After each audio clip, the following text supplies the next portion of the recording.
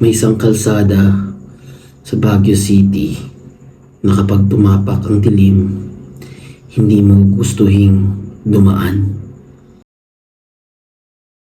Hi guys, this is me again, Ed Beast, and welcome back to my channel. Kung mahilig ka sa mga kwentong horror, mystery, and urban legend na dinideliver na story format, nasa tamang channel ka. Kaya huwag mo kalimutan mag-like and subscribe para updated ka sa mga bago nating episode. Kaya kung mahilig ka sa mga kwentong nakakatakot, tara, sabay-sabay tayong matakot.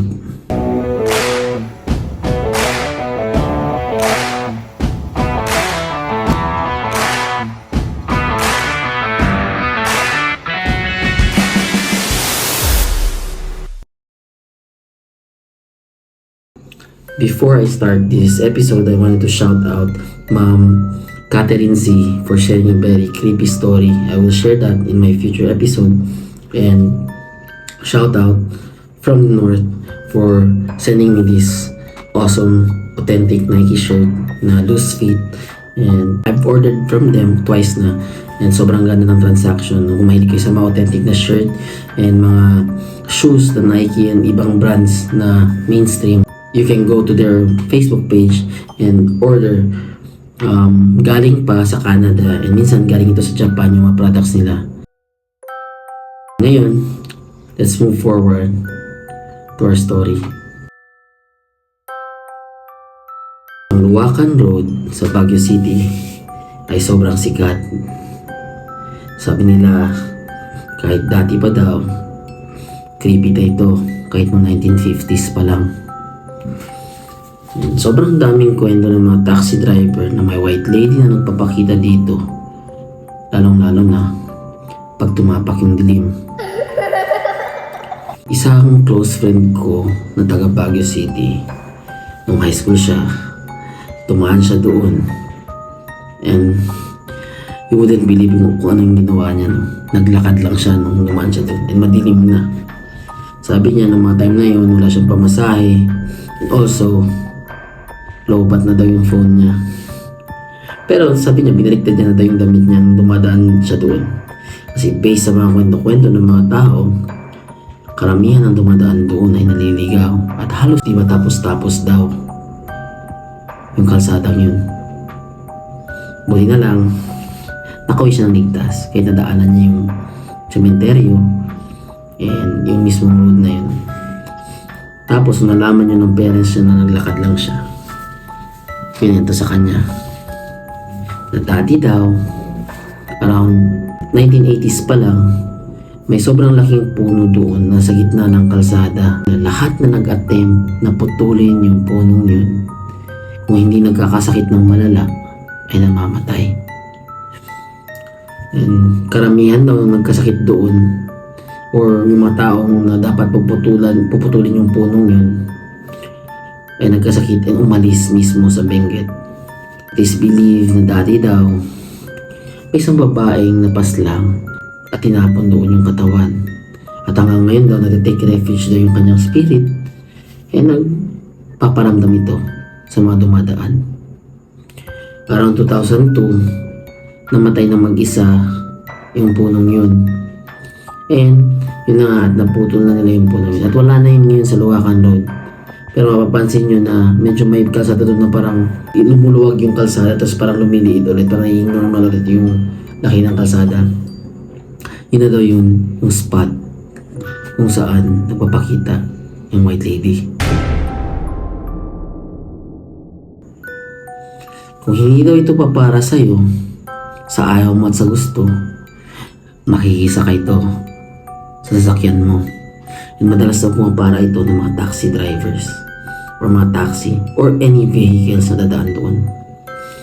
Ngayon, pagka sakay niya daw sa sasakyan mo, pagdating mo daw sa part ng cemetery, bigla daw itong maglalaho.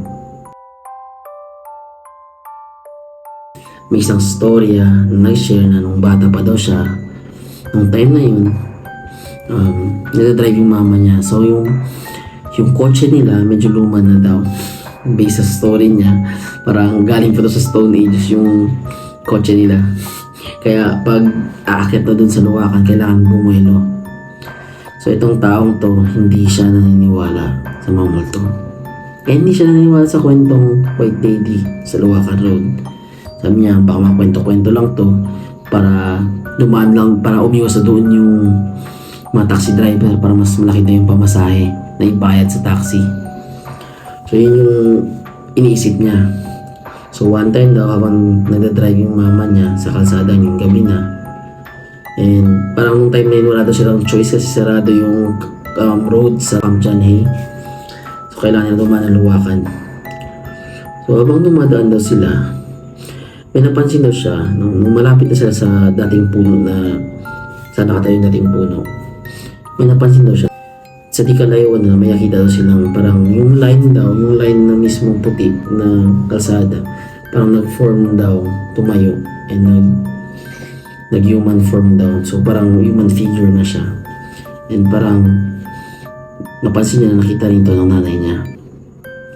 So alam niyo naman, no? Let me explain kung hindi ka pa nakapunta ng Baguio. Sa Baguio City, pagtapak ng 6 p.m. kumakapal yung fog. Imagine mo, 6 p.m. sobrang dilim, makapal yung fog, tapos umuulan. Mga panahon yun umuulan daw habang dumadaan sila. E nung malapit na sila, napansin na ng nanay niya, may babaeng nakatayo doon sa kalsadang yun. E napansin din ng anak niya na nag-slow down yung mama niya kasi para hindi daw makabangga kung sino man yung nakatayo doon sa kalsada or yung moving apparition na nakikita nila. So nung sobrang lapit na daw nila, bigla daw itong naglaho.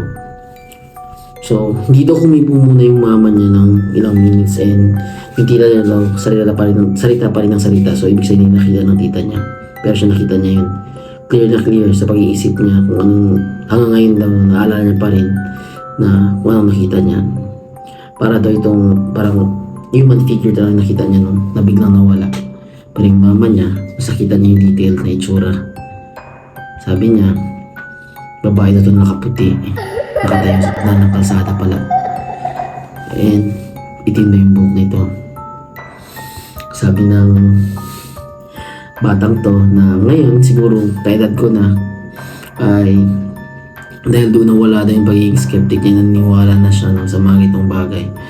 And nung mga time na yun, sabi niya kahit ayaw mo daw or iniiwasan mo daw yung mga itong bagay, minsan sila mismo yung lalapit sa'yo. Sobrang creepy nung ng kwento niya na hindi lang ito sa kanila nagparamdam. So, karamihan daw ng mga taxi driver na hindi nila gusto dumaan ng Luwakan Road pag madilim na. Hindi lang makapal ang fog na to, may nakaabang pa sa yung White Lady doon. So ngayon, hindi lang daw yun yung mga paramdam doon. So noong 1990 na may earthquake na nangyari na sobrang dami rin daw ang pumanaw. Pag dumaan ka daw doon ng gabi, usually makakarinig ka ng mga taong umiiyak. And hindi mo alam, no? Baka makarinig mo yun pag dumaan ka ngayon. So hindi lang yun, no? Marami pa doon mga para doon. So ngayon, speaking of pumapara, kung napanood mo tong video na to last year na nag-viral na isang taxi driver na dumaan sa Luwakan Road na madaling araw. Kung isip-isipin, sobrang tapang niya, no? Based sa video na pinost niya, nag-stop siya sa certain spot na kung saan may footage ng dashcam niya and also may footage siya sa loob ng kotse niya. So para nag-vlog din siya ng taxi driver. Nag-stop siya na parang may nakita siyang pasahero na pumara. And nakikita mo sa video niya na nag-open yung door niya na mag-isa and nag-close ito. Pero walang sumakay. Pero based sa description niya, may nakita siyang babaeng nakaputi na may konting purple yung damit na umupo. And seconds or minute passed nung tumatakbo na siya. Nagulat siya biglang nawala yung sumakay. And dahil kung tumakbo siya ng sobrang bilis na parang nagdali-dali siya umalis sa kalsada, yung takot na takot siya. So imagine mo nung madaling araw na yun, ganun yung mangyayari sa'yo. So ngayon, let's talk about kung totoo ba talaga yung na-experience niya and nakita niya. Kasi ako, hindi ako sure kung totoo ba or edited yung video niya. Pero based sa reaction niya, takot na takot talaga siya.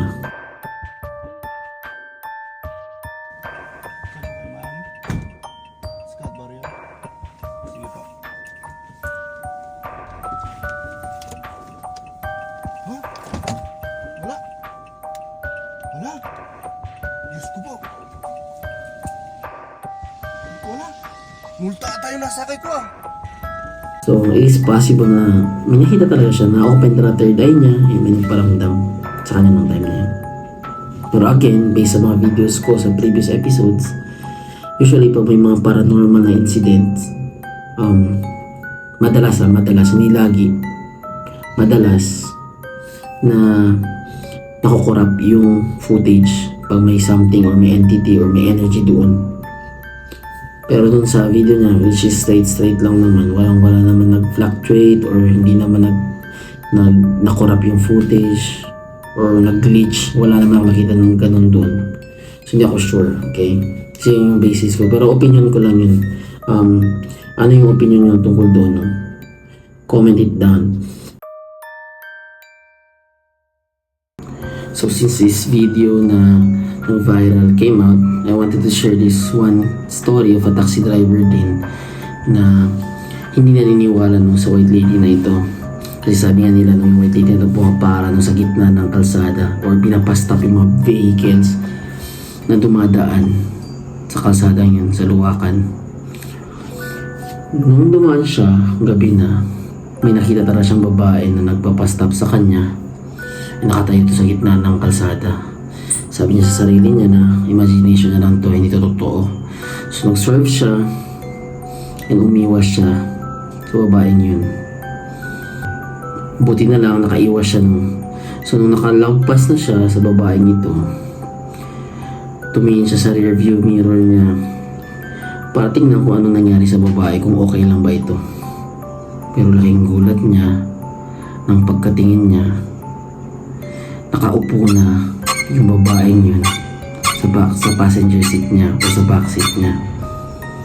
Galit na galit nakatingin sa kanya.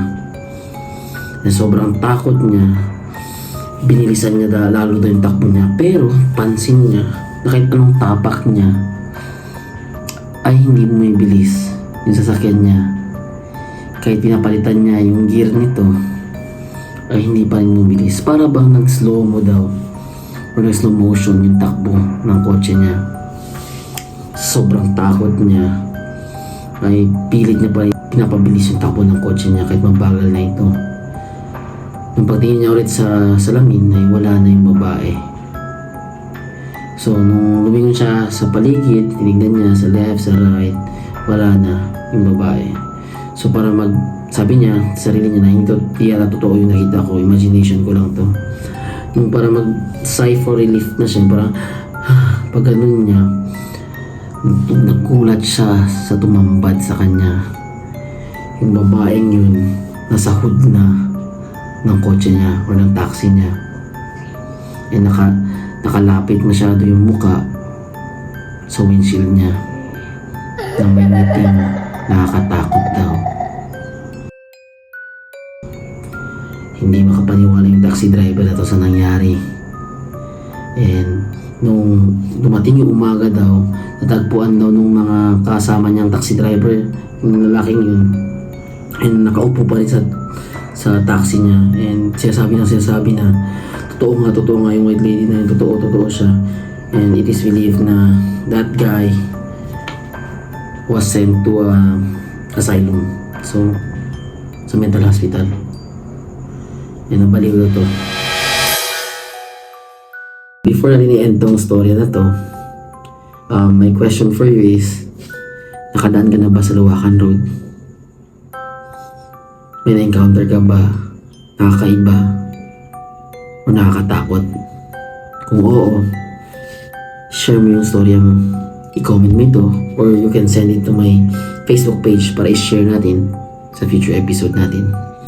Sa mga bawating viewers, don't forget to like this video, drop a comment kung ano ba nang gusto nyo sa episode na to, And don't forget to subscribe. Hanggang dito na lang tayo. Hanggang sa susunod.